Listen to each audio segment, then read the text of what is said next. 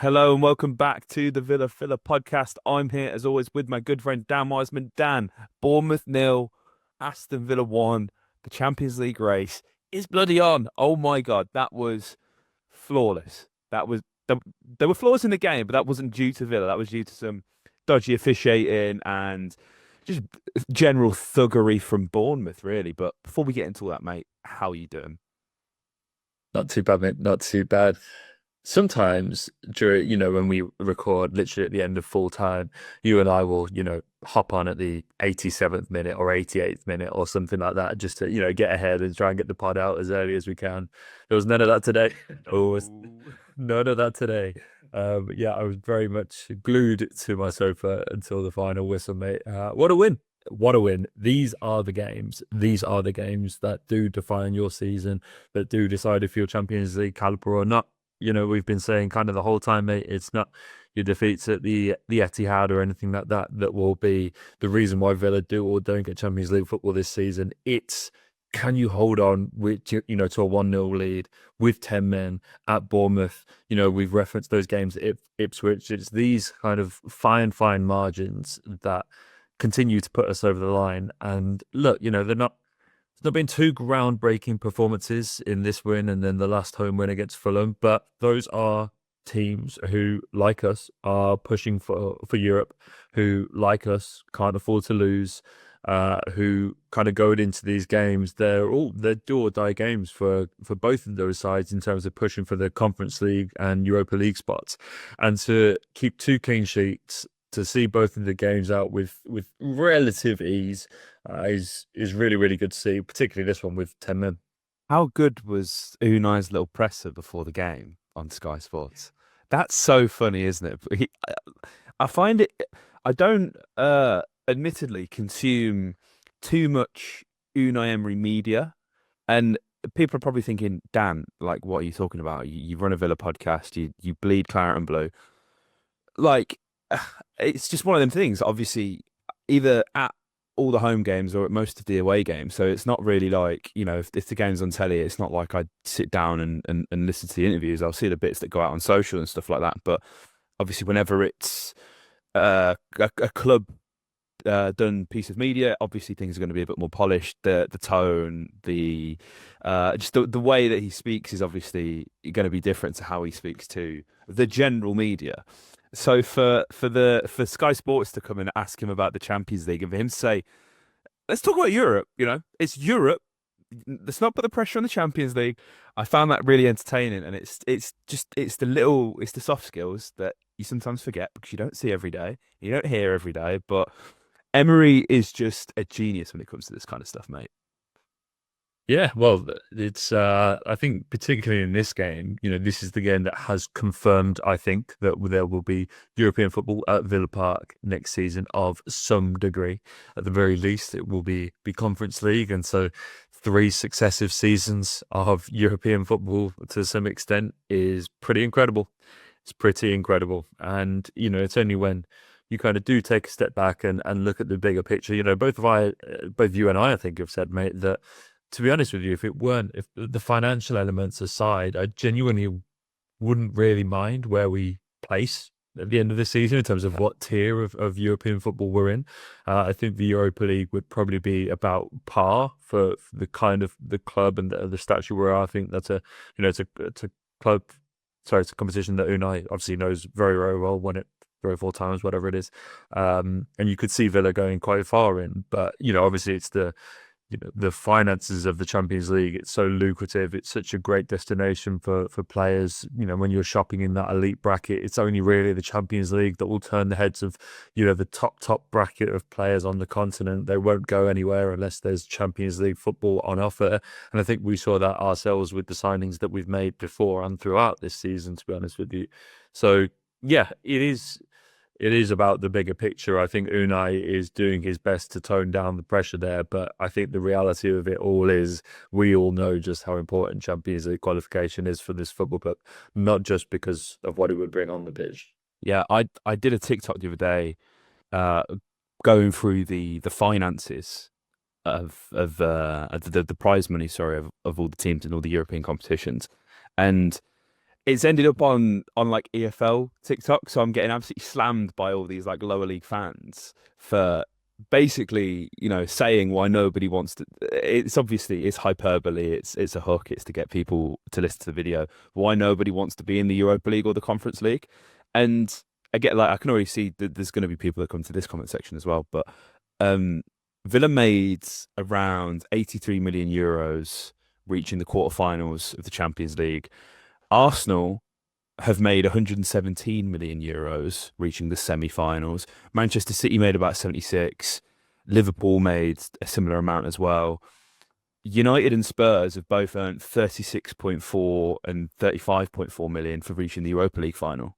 So, okay, we've not gone as far, but in a more difficult competition, we've earned over double that these guys have won. Obviously, there's going to be money for whoever wins it as well, so that will top it up. But it puts it into perspective a little bit. And I think Chelsea's is only 21 million euros for reaching the Conference League final. And again, there'll be prize money there that tops that up. But for the perspective, and it's terrible that this isn't a business podcast, but the fact that football fans have to sit and talk about figures and prize money and financial fair play and all of that kind of stuff is more of an indictment on where we're at in terms of football as a sport at the moment. But yeah, this is massive for the race to Champions League. And like you said last week, mate, great that we've had the opportunity to play before all those other guys, before Forest, before Chelsea. I know City played before us as well, but I guess that draw actually does kind of drag them back into it a little bit as well. There wasn't as much pressure on the boys, and obviously you then go and put that on Chelsea, you go and put that on Newcastle, and they all have to play each other as well, so that's great. But this game, mate, first of all, team news comes out. I'm pretty happy with the lineup. I like the lineup. My only sort of grievance is Daniel Marlin. What does this guy have to do to get a game? But I think the biggest standout for me, mate, was Amadou Onana. And we've been saying it for weeks. It feels like he's been shackled.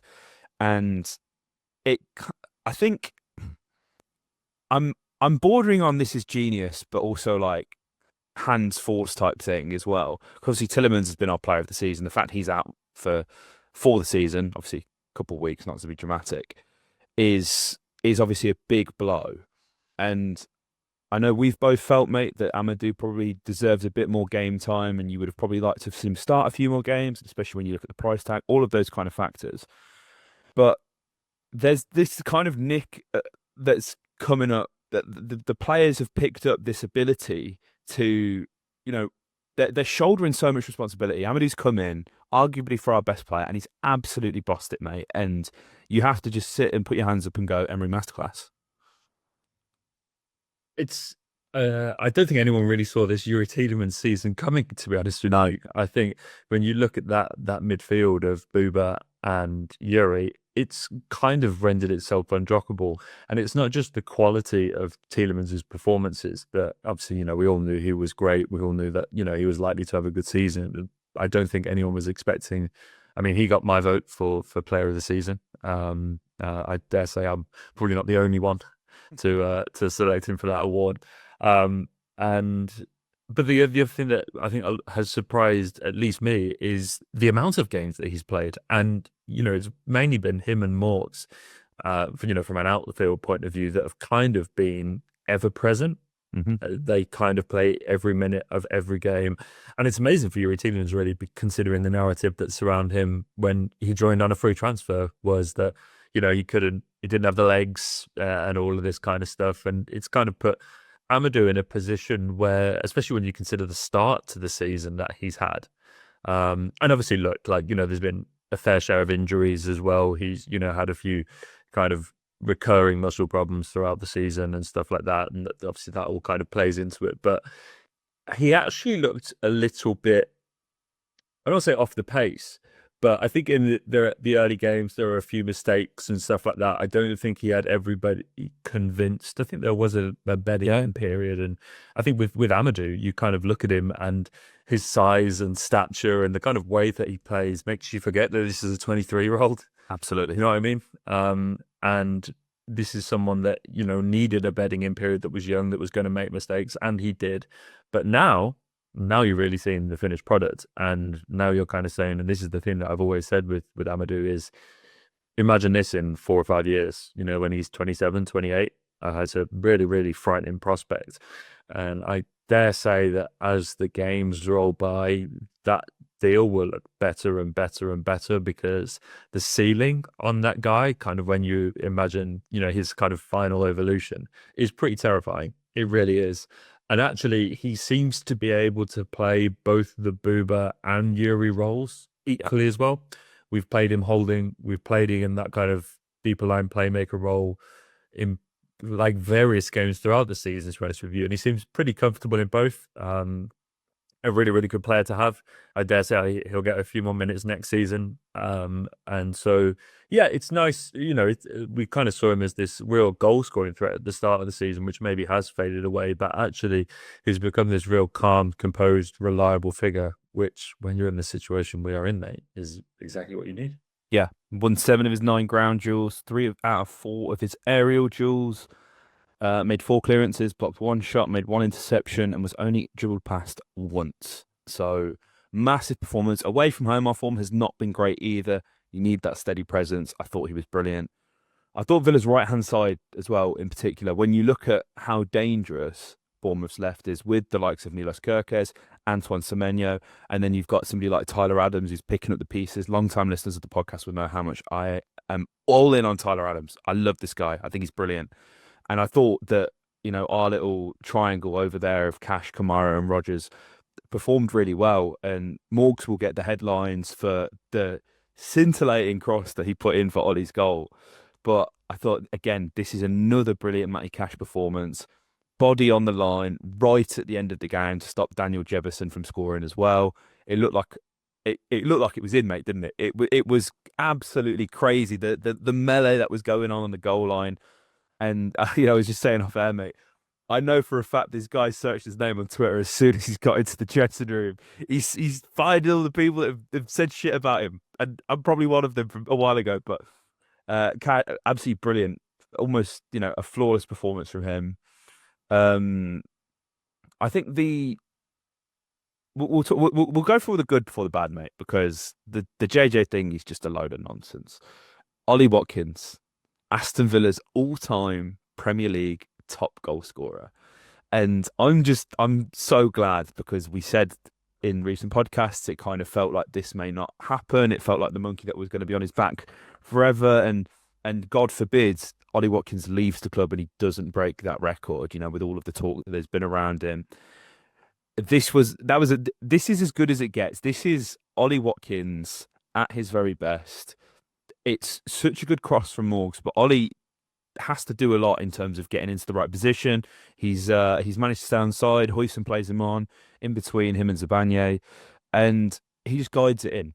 He just guides it in, and again, like there's been lots of criticism about Ollie. A lot of it has been valid, but the one thing that the hill that I'll die on, mate, when it comes to Ollie Watkins, is give this man no time to think, and he will score. And Aston Villa 1, Bournemouth 0.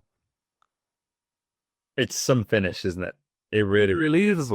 It's some finish. You kind of think it was one of them where, he's got the slightest of touches and has claimed a cross, but it's actually when you see it back from that one angle kind of behind the goal just to the side of the post that you realise it's measured to perfection. Ollie, yeah, we had that big conversation on the last pod, mate, around Ollie and whether he was A, good enough to leave the line next season, or B, whether he'd even be here at all to do that. But, he leaves this season at least with a real legacy of being Aston Villa's all-time top scorer in the Premier League. There have been reports that, Villa are going to sit down with his camp at the end of the season to have those conversations to see what next season would look like or not look like, as the case may be. As I understand it, the door is, it doesn't seem like the door is fully shut in terms of outgoings for all too many players, to be honest with you. There was a piece, I think it was Jacob Tanswell did for The Athletic, kind of going through literally Villa's squad player by player. And it doesn't really feel like anyone is off the kind of the chopping blocks, to be honest with you. For the right price, there are obviously players that we'd rather not sell and that would take a bigger offer than others, but it feels like, for the right price, it could be open season. It looked from kind of all media outlets saying it's going to be a busy window this summer. So for Ollie to get this done now, mate, is massive. Over the last 2 seasons, Ollie Watkins, 70 goals and assists, 44 goals, 26 assists. Over 2 seasons, that's pretty incredible. No matter what way you shake it, no matter what your opinion is, Ollie Watkins, that is fantastic. Kind of cements himself as, numerically, stats-wise, Villa's greatest striker of the Premier League era. And so, yeah, really, really good moment for him. And, after Trent Alexander-Arnold at Leicester City, I'm trying not to read too much into player celebrations, to be honest with you, but there was a definite kind of, grabbing the badge, pointing, letting the fans know, shared quite an intimate moment with the fans after the game as well.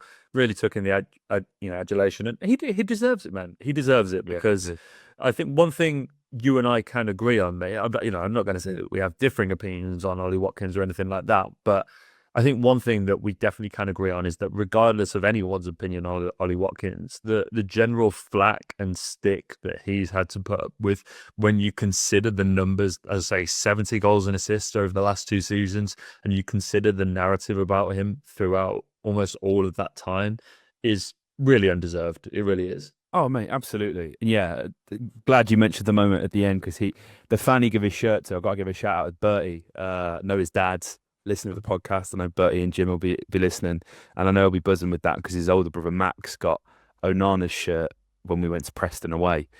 So they've both got a shirt now this season, which is nice. But yeah, it's. Do you know what? I think history is going to treat Ollie Watkins very kindly. It's going to treat Ollie Watkins very kindly, mate, because it only takes, I'm sure you saw the clip, mate. Dougie Louise live streaming on Twitch the other day. Somebody asks him about Aston Villa. He gushes. He misses Villa so much. He misses Villa Park. He misses the fans, and you can tell when, or at least I feel like I could tell, that was genuine. And I didn't want to get sort of trapped in the emotion around it, but it's hard not to. And when you look at somebody like Ollie and what he's come, and the platform we've been able to give him as a football club, and what he's given us as well, and he has given us a lot. It's so hard. Like, it shouldn't be underestimated just how much this football club means to these players in an era and an age where anyone can go anywhere, and all it takes is a tweet from a journalist like Fabrizio Romano to turn your summer upside down in terms of someone leaving or staying or whatever it is.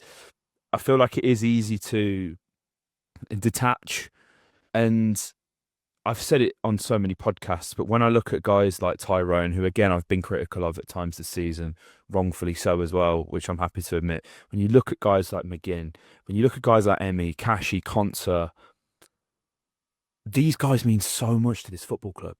And you can tell with those guys as well that it means so much to them as well. So that little celebrate, whether he stays or goes or whatever, my interpretation is he just loves the club. And criticisms, all that. It's all fair, but at the end of the day, Ollie Watkins, he's written himself in Aston Villa folklore. At this point, he will be a player that, I'm telling you, mate, we are gonna be telling our grandkids about Ollie Watkins. Some people will be tearing their hair about him, but history's going to treat this guy very well. Absolutely, absolutely. I could not agree more, mate. Because when you consider all of the players that he's kind of had to fend off throughout his time at Villa will basically be footnotes, really. John Duran, not even up for goal of the season. He's gone. Yeah, John Duran never played for Villa, mate. He's gone. That's great. Well, I honestly think, like, if it will be that he has that goal against Bayern, right? Yeah. Which means that, in years to come, that's where John Duran will have his place stamped and reserved in kind of Villa history. But aside from that, in terms of like a long-lasting legacy, won't really be any. I mean, Marcus Rashford at the moment, I think it looks unlikely that he's going to sign. And so on the basis now, it will be a kind of like a, when like you're seeing like quizzes of like players you didn't know played for this club, and it's always like Kyle Walker and Robert Pires for Villa. Like in 10 years, it's going to be like, oh yeah, do you remember when Marcus Rashford played for Villa? Same with like Coutinho and those guys. It looks like it's going to kind of be remembered as that. And then obviously Danny Ings is, probably barely have a place at all in the history books. And so he's kind of fended off all of these guys and made that position his, and not just in terms of on the pitch, but in terms of the legacy that he's left as well. It's pretty incredible. And so, yeah, huge shout out to him, mate. Really great finish. I think a shame that he didn't get to do it at Villa Park. That's why I'm big time. bugbear. Big time. Bugbear. But he'll get an amazing reception against Spurs next week. And so really, really excited to see that.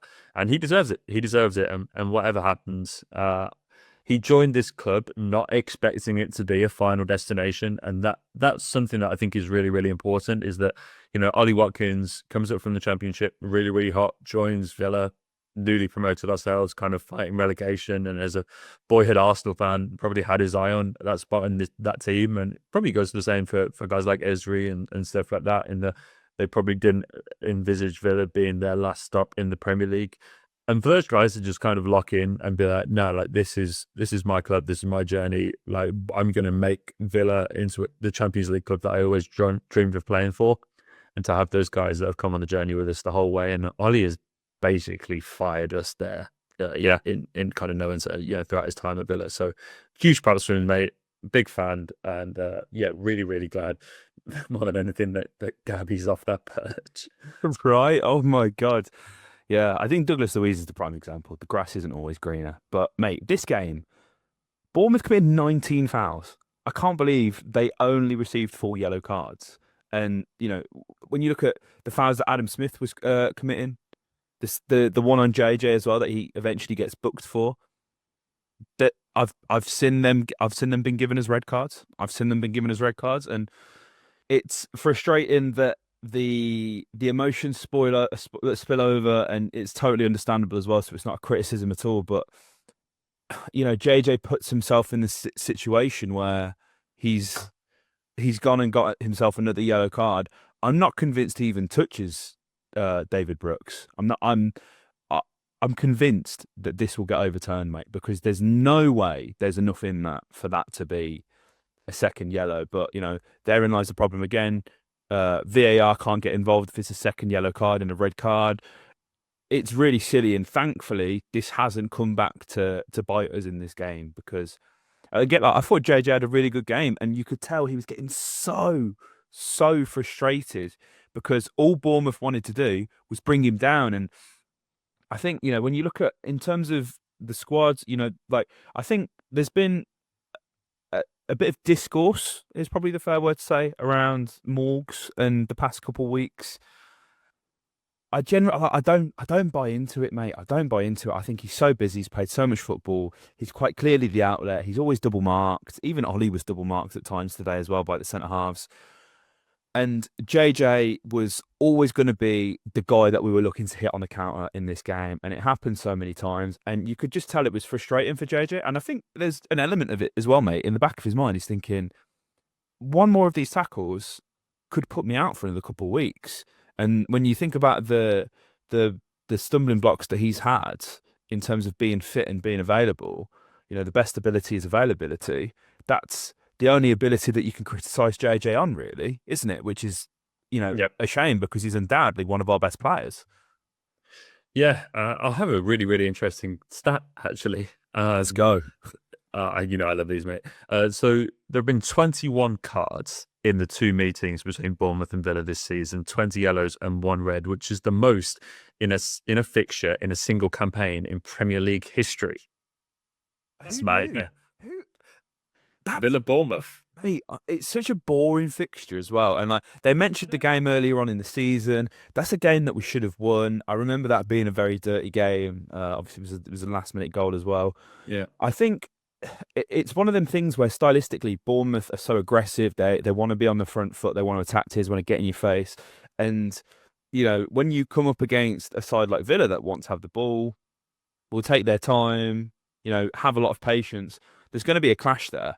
So, I mean, we didn't even, when you look at the breakdown and the stats, mate, we had 34% of the ball in this game, which I actually think it's quite hard to believe that Bournemouth had double the amount of the possession that we had.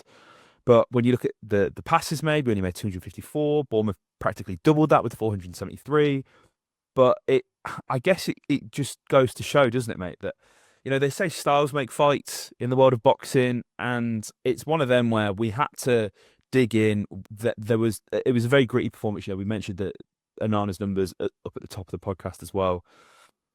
We just had to stay in this fight.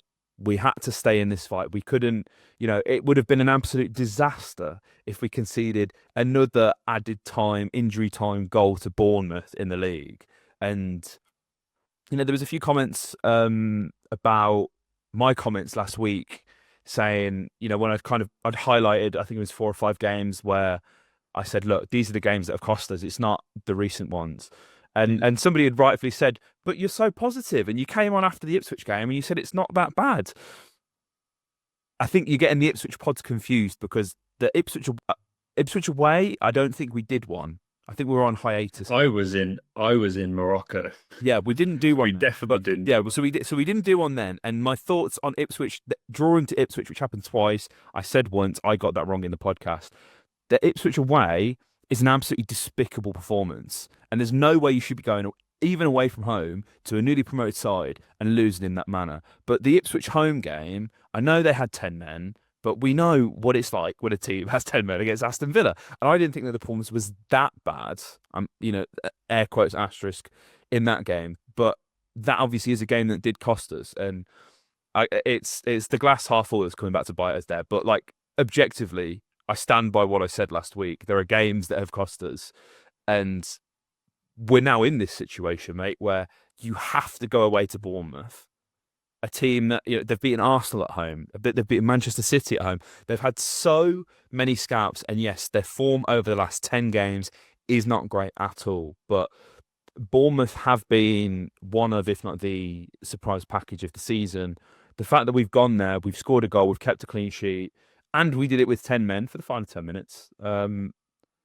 This, should we make the Champions League again, which again, we could still win all of our games and not make it, mate. That is a possibility. Yeah. Here. This will be one of the games where you look back and go, remember when we went to Vitality? Yeah. It's one of them games. Yep. That's how this will be remembered.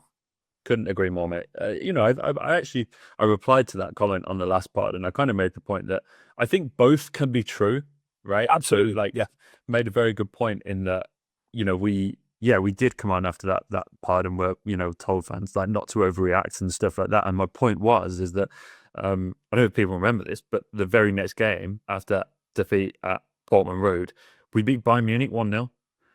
And it's the bigger picture stuff is yes, those results can be the ones that define our season, but it doesn't mean we should just have a complete head loss at it. The bigger picture is always important. And it's okay, we can go into a game like that one in Ipswich and lose it and be that game could define our season. Doesn't mean we have to lose our heads about it. I think bigger picture is always important. And it's very easy, I think, when you get to this point in the season and you look back at your results and been right, if we'd have won that one and maybe picked up a point there from that defeat, and you go back through the games and all of a sudden you've gone invincible and you've won the league. You know what I mean?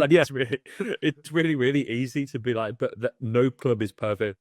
But you're gonna have shit results in a season. It's part of the sporting a football club. You can't lose your head every time it happens, and it's why, I'm sure a lot of Villa fans walked out of Wembley the other week and were I've just got no appetite for the rest of the season. Where it felt we'd just come after that pretty painful defeat at the Etihad. We just lost at Wembley, and it was right, it's curtains. But thank God that the players did feel that way, because now look at where we are, and all of a sudden it's right back on. And so you can never, I think we are generally glass half full, but I like to think that the general theme in the Villa is that Villa at least is that we don't get too high with the highs or too low with the lows. Do you know what I mean? And so really, really big win, but we've still got 2 massive games to go this season. And I mean, I don't think we spoke since the Spurs game's been rearranged. The double standard there is crazy. I understand it's a final, but Villa, well within their rights to be annoyed, since reams and reams of tweets about people who have arranged transport, hotels, accommodation, all of this stuff, tickets to go to this game and now can't go. And Villa have the shittest ticket return policy in the world because, these people have probably spent 80, 90 pounds. I don't know how much it is for a match because, I have the season ticket. But, they've probably spent about 80 or 90 quid a ticket for these games. They'll sell it back to Villa for like 30 quid. And then Villa are going to sell it on again for another 90 quid, which is just it makes me sick, mate. It makes me absolutely sick. And it's a shame that now, I mean, I don't have a problem with the final home game of the season being on a Friday night. It's not great, but it's not the end of the world. But it was changed for 10 days notice. Obviously, all the reasons I just mentioned before about people making travel arrangements, all that kind of thing. So many people now aren't going to be able to go. The atmosphere is going to suffer as a result of it as well, you would imagine. And it's just not how you want to like say goodbye to the team. And at the very minimum, not even like, I know this is obviously about the fans and I probably shouldn't make it about the players, but it's a fan issue as well. That stadium needs to be absolutely full for an hour after full time whilst this lap of appreciation is going around. And people need to let the players know just how much they're appreciated. Absolutely, absolutely. I think we're. It's a shame that, I think the club. This is where I think we spoke a few pods ago, right, about transparency from above in the club and when it's good and when it's not. And we've had owners that haven't offered us any transparency in the past, Riley Lerner, and we've had owners that have offered us too much transparency in the past with Dr. Tony. And I feel like this one was a real insight into the right way to do it. The club, Monchi, Daniel Vidigani. I thought them coming out and being like, we pushed really, really hard for this I do think it's important. But what I will say is one thing I think that was missed is then you need an effort from the club to help fans. Well, yeah, absolutely. I think so. I think if they come out and be like, we fought really, really hard for this, and we're really sorry. There's nothing we can do, but we know this will affect a lot of people. So we're going to enhance the ticket return policy. You can return your tickets free of charge. Blah, blah, blah, blah, like all of that kind of stuff. I think that's the best way to do it. I was surprised there wasn't that follow on, but I do appreciate the kind of. I think it's important to let people know we didn't just kind of sit and take this. I'd be interested to get your thoughts. I think there's a way of going about it, right? And I'm not sure that the official club account should be retweeting tweets from Damien Vindingai and Monchi. This is absolutely an issue, and I share the same sentiment, mate. I really appreciate I guess it is over communication, right? It is to let people know. Look, we were fighting for you. Monchi and Damien made it very clear, and I don't doubt any of their intentions at all. I think especially Damien, I think he really appreciates us as a fan base. I just think that it's an issue. This isn't us issue. This is a fan issue. This is something that fans should be bringing to the attention, which obviously they have been. I don't necessarily think that it's right that we've got top figures at the club tweeting about it, and then you go on the Aston Villa Twitter page and you can see that they've been retweeted by the club. Yeah. That to me just feels really small time. And as much of an issue this is, and not to downplay any of it because I've just spent the past 5 minutes complaining about it, Unai Emery's reaction was absolutely the correct one and spot on. He says, we can play Friday, we can play Sunday, it doesn't matter. I'm thinking about the fans. I think that's the way it should have been dealt with. And this kind of media circus and frenzy that's been created by the club around it is a little bit tin pot, in my opinion. And that may be controversial because I've just absolutely slammed it as well. But I just don't think that it's what a football club should be doing. Like, yeah, because for all, we know from the reports from whether it's Townley, I'm forgetting Tanswell, all the journalists were saying that we've been fighting this for weeks, right? So I don't need to then see a tweet from these guys at the club to say, oh, we tried. We know you did. The In the Know journalists told us that. Okay. Now, maybe the club can do an official statement. Maybe maybe something can go on the website, a tweet can be made, whatever. That should be the end of it, as far as I'm concerned, because at least with this ownership, organization, the people who are running the footballing side at the very least, I trust them entirely. I'm not sat here I'm not sat on the sofa at night going, I really hope that Monchi's told the Premier League that they're a bunch of cocksuckers. Do you know what I mean?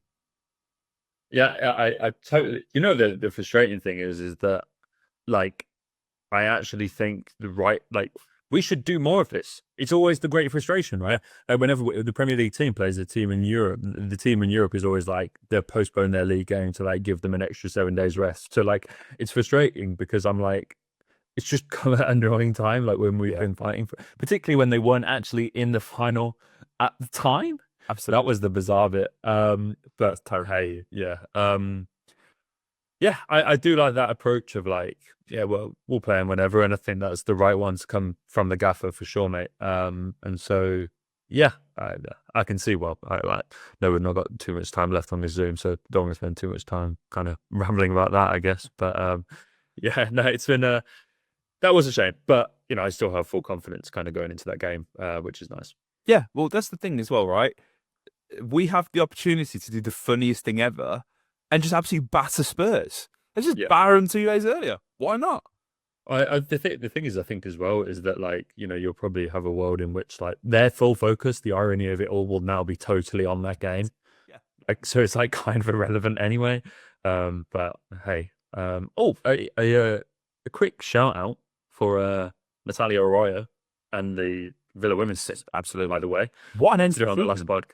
5 in a row.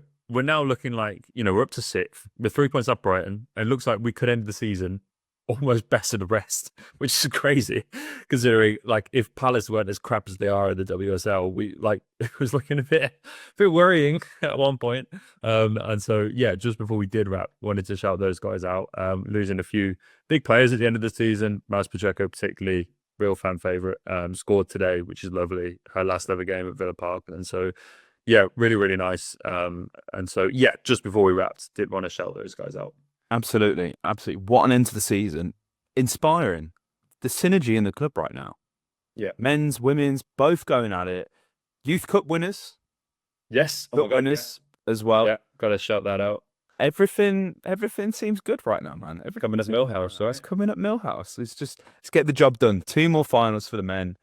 Come on. All we can do is win, and you know, the rest, that takes care of itself, whether it's Europe, Conference League, Europa, that all takes care of itself. But they know that. And I know they know that because of that 90 minutes of football we just watched, mate. So, Absolutely. Guys, let us know your thoughts in the comment section down below. Let us know who your man of the match was. If you listen on Spotify, make sure you follow, like, share, subscribe, all that stuff. Subscribe if you haven't already, and up the Villa.